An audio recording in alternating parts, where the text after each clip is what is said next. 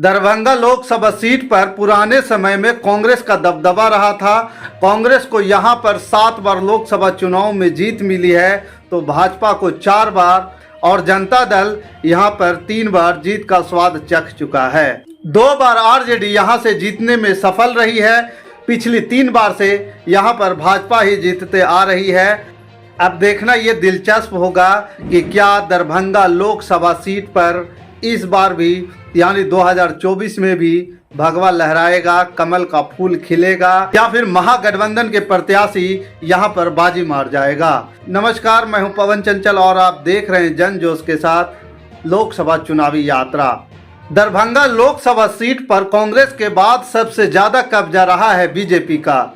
अब जानिए यहां का सियासी इतिहास क्या कहता है और 2024 में इस लोकसभा सीट पर किसका कब्जा होगा। बिहार में लोकसभा चुनाव को लेकर सियासी तैयारियां शुरू हो चुकी है। 40 लोकसभा सीटों पर राजनीतिक पार्टियां अपनी अपनी रणनीति बनाना शुरू कर दी है। इसी कड़ी में आज हम आपको दरभंगा लोकसभा सीट के समीकरण और इतिहास के बारे में बताने जा रहे हैं और साथ ही ये भी क्लियर हो जाएगा कि आने वाले लोकसभा चुनाव में इस सीट पर कौन बाजी मारेगा। 2011 की जनगणना के मुताबिक जिले का आबादी करीब 39.38 लाख है। इसमें पुरुष की संख्या लगभग 20,60,000, महिलाओं की आबादी करीब 18,78,000 है।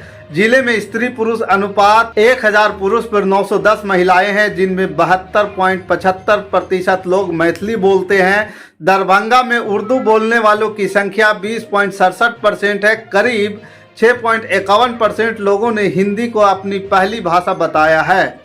दरभंगा की साक्षरता दर 35.42% है, पुरुष 45.32% और स्त्री 24.58% है। परंपरागत तौर पर यह शहर मिथिला के ब्राह्मणों के लिए संस्कृत में उच्च शिक्षा के लिए प्रसिद्ध रहा है। पुरातन शिक्षा का केंद्र होने के बावजूद दरभंगा इस समय एक निम्न साक्षरता वाला जिला है। दरभंगा में करीब 77% आबादी हिंदू धर्म को मानती है तो लगभग 22% आबादी इस्लाम धर्म को मानने वाले हैं। दरभंगा लोकसभा सीट पर साल 1952 से 1971 तक कांग्रेस प्रत्याशी जीत का परचम लहराते रहे हैं। आपातकाल के बाद 1977 में यह सीट कांग्रेस के पाले से निकलकर भारतीय लोक दल के कब्जे में चली गई।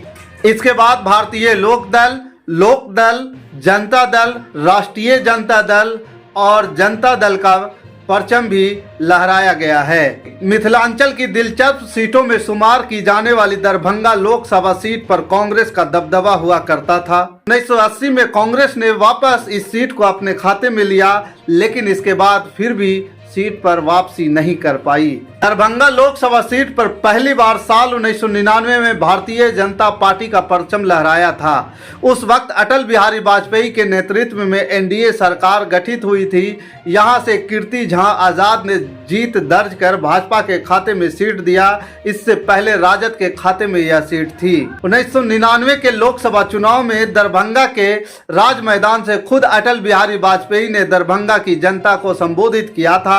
अटल बिहारी वाजपेयी के प्रभाव से कीर्ति झा आजाद जीतकर सांसद चुने गए थे। वहीं यह भी कहा जाता है कि पहली बार दामाद को दरभंगा सीट से आशीर्वाद मिला। दरभंगा में कीर्ति झा आजाद का ससुराल है, इसलिए उन्हें दामाद भी बोला जाता है। 2004 के लोकसभा चुनाव में राजद प्रत्याशी ने इस सीट पर कब्जा जमाया, फिर भाजपा ने बाजी मारी और 2009 से आज तक इस सीट पर भाजपा का ही कब्जा रहा है।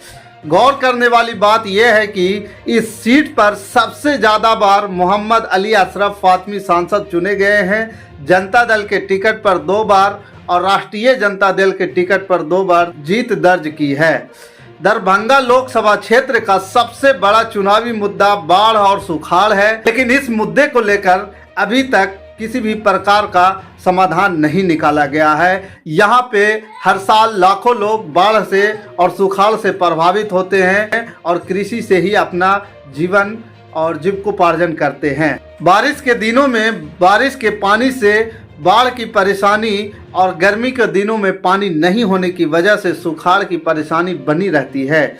यहाँ के जातीय समीकरण की बात की जाए तो ब्राह्मण, यादव और मुस्लिम मतदाता विनिंग फैक्टर के तौर पर जाने जाते हैं। इस लोकसभा सीट के अंदर 6 विधानसभा क्षेत्र आते हैं, जिनमें दरभंगा, दरभंगा ग्रामीण, अलीनगर, बेनीपुर, बौरम और बहादुरपुर विधानसभा सीटों के नाम शामिल हैं।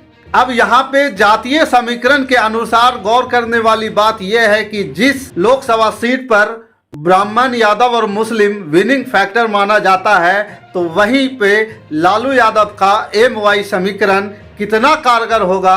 MY समीकरण इस 2024 लोकसभा चुनाव में क्या MY समीकरण के बहाने इस लोकसभा सीट जीता जा सकता है या फिर से ये सीट भाजपा के खाते में जाएगी।